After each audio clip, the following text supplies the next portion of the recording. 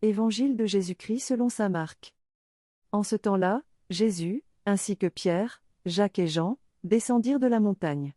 En rejoignant les autres disciples, ils virent une grande foule qui les entourait, et des scribes qui discutaient avec eux. Aussitôt qu'elle vit Jésus, toute la foule fut stupéfaite, et les gens accouraient pour le saluer. Il leur demanda, « De quoi discutez-vous avec eux ?»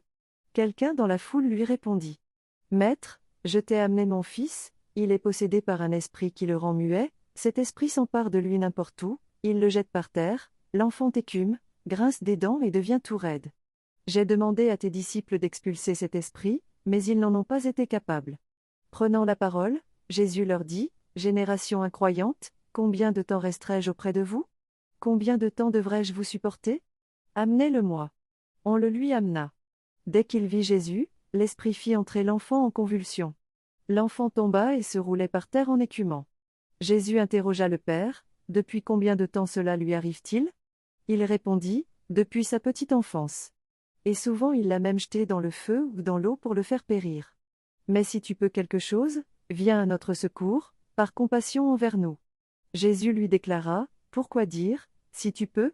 Tout est possible pour celui qui croit. » Aussitôt le père de l'enfant s'écria, « Je crois.